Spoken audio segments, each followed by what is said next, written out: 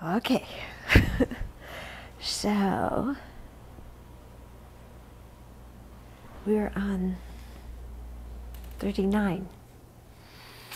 May all beings become monuments of enlightenment. This is the prayer of the Bodhisattva when seeing the stupa. So that's lovely, isn't it? I think becoming a monument of enlightenment. That doesn't mean that we're made out of stone and stand in a, static, rigid position. But it just means, may we become a symbol or a representation of enlightenment. So wouldn't that be lovely to have the realizations within you where you become like a stupa, like a representation of enlightenment for other living beings, so that whenever they saw you, that's what they thought about, was the three jewels. And when they saw you, they thought about the potential to become enlightened, and where you would become an object of merit, whereby other beings could create merit in relationship to you. Okay, so that would be quite lovely. So thinking regarding it, all sentient beings, may they all become monuments for enlightenment. Quite a nice wish, for ourselves and for them. So that gets into the whole discussion of stupas and monuments. So in China and Japan, they call it a pagoda, and the Tibetan word is chorten. The Sanskrit word is stupa. And the stupas have existed since the time of the Buddha.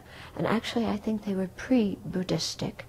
But they started very soon. Buddhist ones appeared very soon after the Buddha passed away, because they took his relics, and then they would build these huge mounds. And some of these still remain today. I think I was in, where was it? Kashinaga.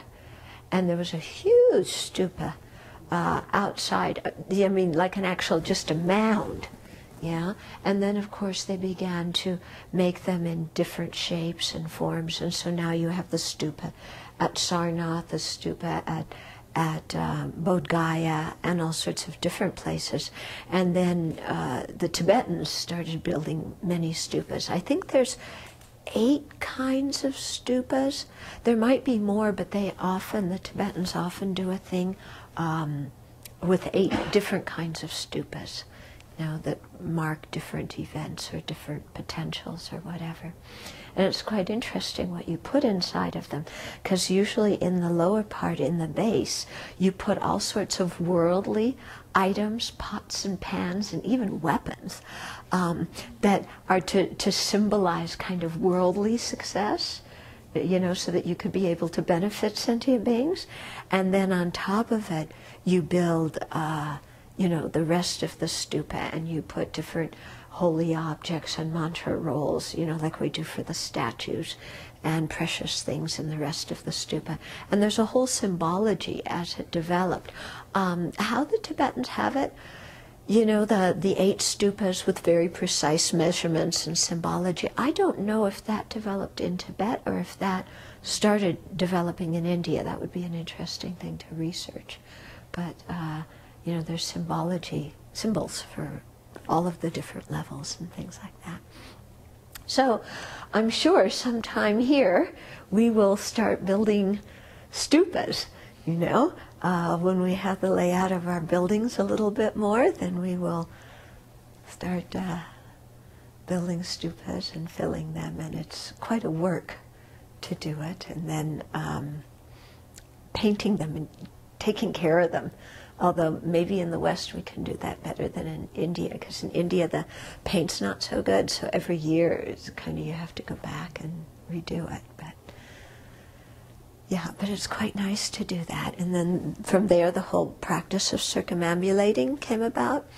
Of course, circumambulating started, that was, I think, something that existed at the time of the Buddha anyway, because in the sutras you always hear about the people coming to visit the Buddha, and they would circumambulate and then sit down, and when they would leave they would walk around him again and sit down. And so the stupa, being a monument, being the representation of the Buddha, then the custom of circumambulating the stupa came about.